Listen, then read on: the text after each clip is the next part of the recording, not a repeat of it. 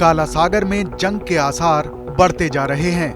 रूस की सीमा पर हजारों की तादाद में सैनिक भेजने के बाद अब यूक्रेन ने अपने बचाव के लिए युद्ध की तैयारी तेज कर दी है।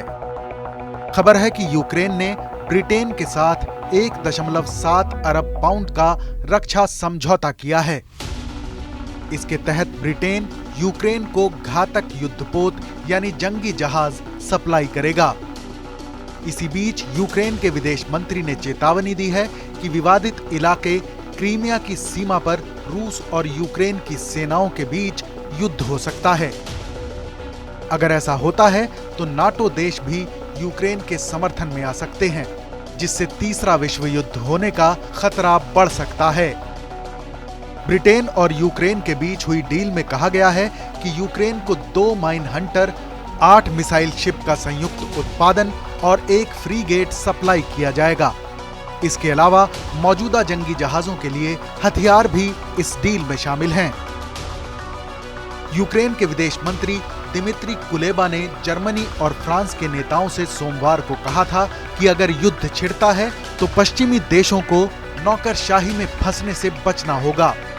कुलेबा ने कहा कि अगर रूस ने कार्रवाई शुरू की तो आपके पास मिलकर फैसला लेने के लिए तालमेल बनाने का वक्त नहीं होगा।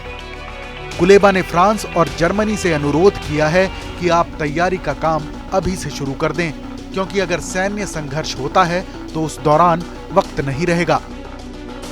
हालांकि उन्होंने साफ किया कि उनका देश रूस के साथ जंग नहीं करने जा रहा है, लेकिन अगर जरूरत होगी तो अपनी रक्षा जरूर करेगा।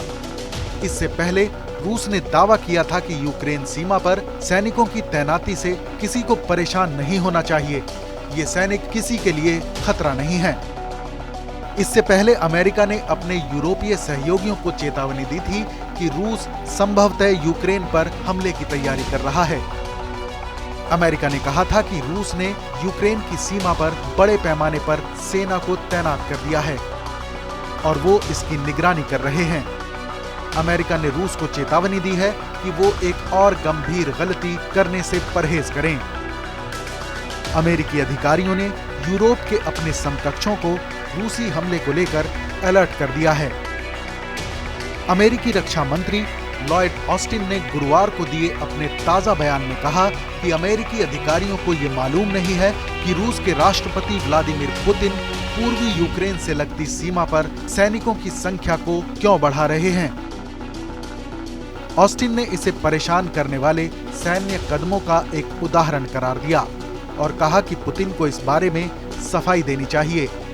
ऑस्टिन ने कहा, हम रूस से जिम्मेदाराना बर्ताव करने और यूक्रेन की सीमा पर सैन्य बलों की संख्या बढ़ाने के बारे में पारदर्शी रहने की लगातार मांग करते रहेंगे।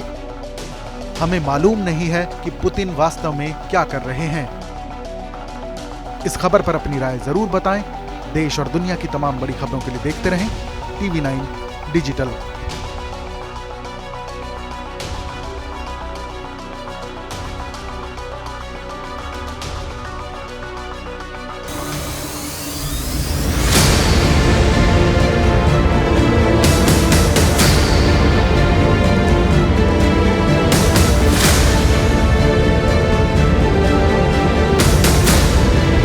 देश बनता है अपने नागरिकों से।